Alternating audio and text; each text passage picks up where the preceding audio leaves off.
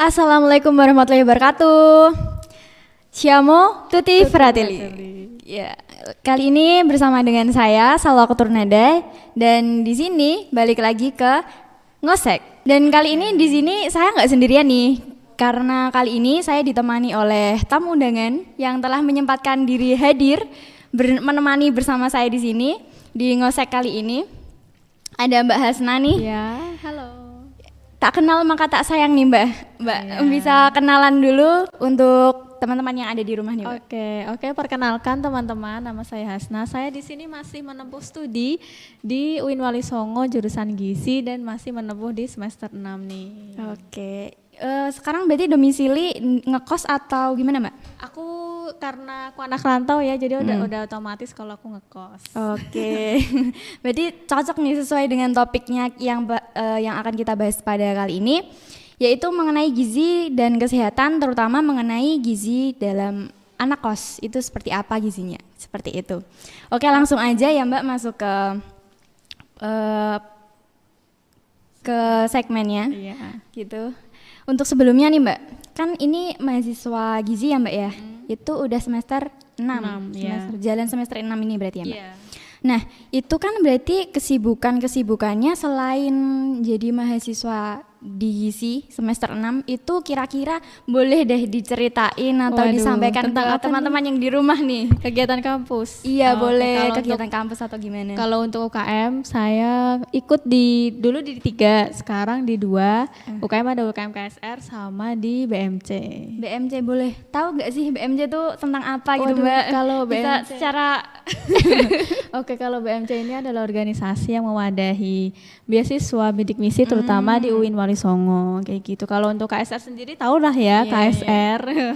Kap Sukarela ya Mbak? Iya, betul. Nah, untuk selain organisasi nih, adakah kegiatan kesibukan kehektikan gitu yang di akhir-akhir ini gitu Mbak?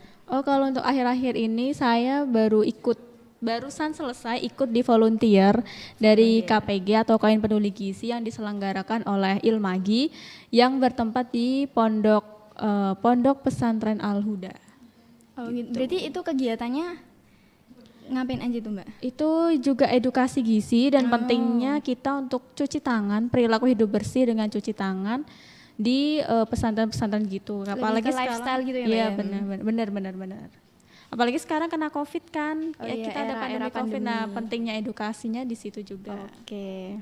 Nah, berarti kan Mbak Hasna ini sendiri kan dari pengalaman organisasi, kemudian kesibukannya, itu kan berarti langsung menghadapi masyarakat langsung nih Mbak. Iya. Nah, kira-kira selama menghadapi langsung masyarakat dan langsung terjun ke lapangan istilahnya gitu ya Mbak ya, itu fenomena apa gitu yang terkait gizi yang umum ditemukan dan sering ditemukan, mungkin yang paling berkesan menurut Mbak Hasna itu bisa diceritakan sedikit banyaknya deh. Oh, itu tentang penyakit berarti ya?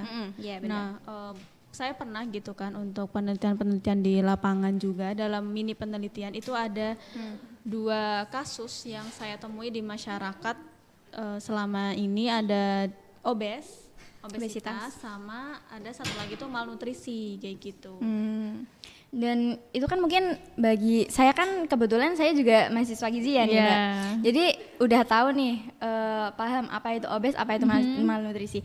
Nah, tapi buat teman-teman yang di rumah kan masih awam tuh, apa sih itu obes itu apa, malnutrisi itu apa ya? Bisa dijelaskan secara singkatnya, secara mudah dipahami oleh masyarakat awam gitu nggak Mbak? Oke, kalau untuk obesitas itu di mana kita mengonsumsi lebih banyak makanan sehingga itu justru mengakumulasi lemak di dalam tubuh nih. Nah, karena akumulasi lemak di dalam tubuh ini yang menyebabkan ada pelebaran gitu, jaringan yang menyebabkan orang tuh kalau biasa bilang tuh kegemukan gitu. Itu namanya obesitas. Kalau misalkan malnutrisi berarti kebalikannya. Kalau yang tadi konsumsi makanannya berlebihan, kalau yang malnutrisi ini justru malah kurang gitu. Jadi lebih ke kurus gitu, badannya kurus. Berarti obesitas itu kegemukan, kalau yang malnutrisi itu lebih ke kondisi tubuh kurus gitu ya teman-teman. Nah, berdasarkan masalah-masalah tersebut kayak malnutrisi sama obesitas itu kan ditemukan di masyarakat yang Mbak Hasna pengalaman sendiri ya. Iya. Berarti kan Mbak Hasna tahu situasi kondisi di sekitar penderita itu yang terkena malnutrisi sama yang terkena obes. Iya, Nah, betul. kira-kira faktor-faktor yang menjadikan seseorang tuh bisa obesitas, bisa malnutrisi itu kira-kira pas Mbak Hasna terjun langsung ke lapangan itu apa aja gitu kira-kira yang Oke. mempengaruhi? Oke, untuk faktor-faktor itu bisa kita kelompokkan menjadi dua nih. Ada faktor internal dan faktor eksternal.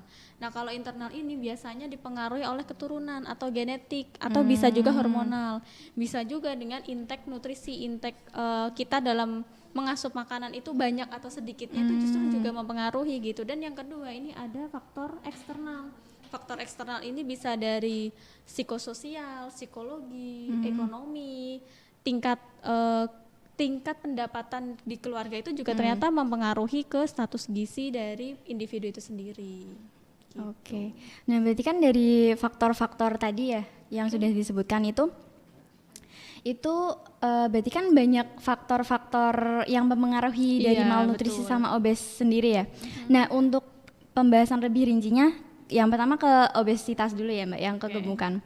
Nah, itu berarti faktor yang krusial gitu, yang seseorang tuh bisa dikatakan gemuk itu karena apa gitu Mbak? Yang benar-benar kita tuh bisa menilai diri kita sendiri tuh itu aku kegemukan nggak ya, kamu kegemukan nggak ya, itu faktornya tuh karena bisa dilihat karena apanya gitu Mbak? Oke, kalau faktor sendiri dari kegemukan itu dari intake nutrisi atau dalam kita mengasup, dalam kita makan suatu makanan, ketika itu berlebihan, itu bisa dihitung dengan IMT gitu. Nah, IMT ini adalah berat badan kita, berat badan aktualnya kita dibagi dengan tinggi badan kita dikuadratkan tapi dalam satuan meter. Nah, kalau IMT-nya ini di Indonesia ini kan IMT sudah dikatakan ke obes itu kan di atas 25.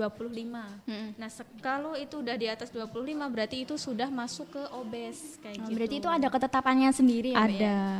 Dan mungkin nanti kita juga bisa mulai menghitung-hitung nih ya. Iya, bisa. Apakah kita termasuk obesitas ataukah kita termasuk orang yang kategorinya normal gitu.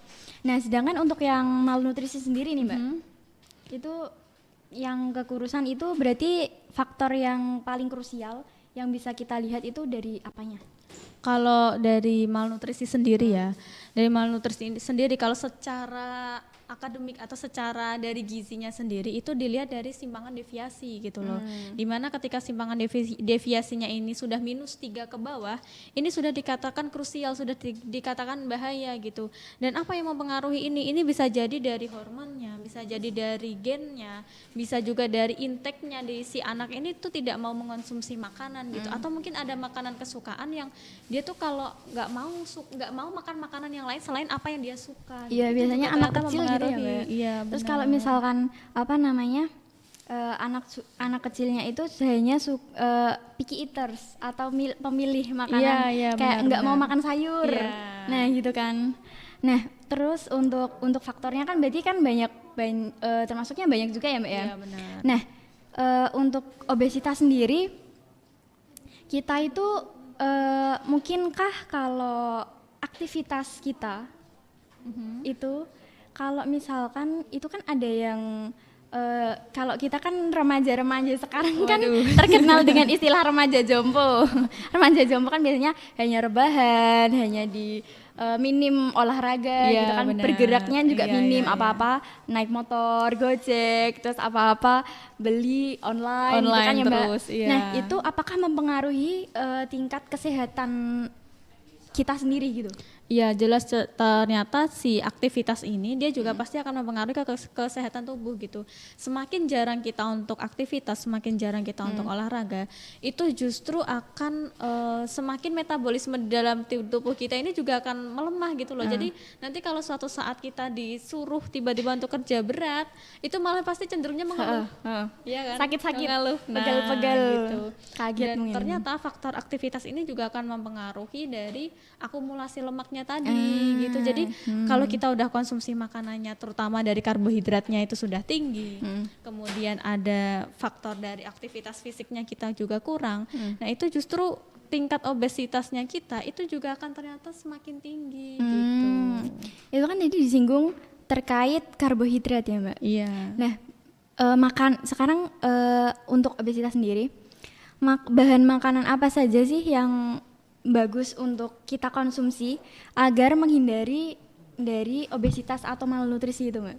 Bahan-bahan makanan. Oke. Kalau untuk makanan sendiri itu kan yang namanya karbohidrat itu ada karbohidrat sederhana, ada karbohidrat kompleks, ya kan?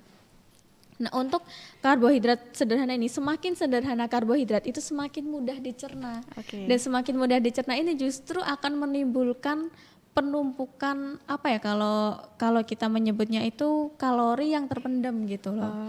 Jadi di dalam tubuh ya. Jadi justru tidak termanfaatkan gitu. Lebih baik kalau misalkan untuk menghindari obes itu ke makanan-makanan yang kompleks gitu loh, bukan makan makanan yang kalau jajanan ringan nih cenderungnya itu lebih ke karbohidrat sederhana gitu. Kalau makanan yang kompleks ini kan lebih ke kayak bahan-bahan makanan nih, contoh ke beras atau ke nasi ya, yang udah produknya kentang, ubi kayak gitu. Itu lebih ke karbohidrat yang kompleks. Dan itu justru mengenyangkan lebih lama gitu loh. Tahan lama kenyangnya. Bener. Tahan lama kenyangnya sehingga kita bisa menurunkan atau mengurangi dari faktor risiko obes tadi. Iya, jadi kan berarti biar kita nggak makan terus-terusan gitu ya Mbak ya, sedikit-sedikit makan, nanti 2 jam lagi makan gitu kan ya. Berarti untuk itu. Nah terus untuk Mbak Hasna sendiri kan ngekos nih ini. Iya kan posisinya ngekos kan. Nah berarti untuk pemenuhan gizi dalam sehari-hari Mbak Hasna sendiri gimana nih? Jangan-jangan malah Mbak Hasna sendiri sebagai mahasiswa gizi malah mengarah ke positif atau ke negatif nih malahan. Karena kita kan sekarang di kos ya. Jadi untuk pemenuhan gizinya juga pasti nggak bisa yang harus 100% itu manut sama PGS gitu. Saklek gitu ya, nggak bisa. Saklek. Itu harus bertahap dulu ya. Jadi kita sebisa mungkin untuk memenuhi kebutuhan gizi seimbang dulu, meskipun tidak bisa untuk langsung ke 100% dari pemenuhan gizi seimbangnya itu gitu.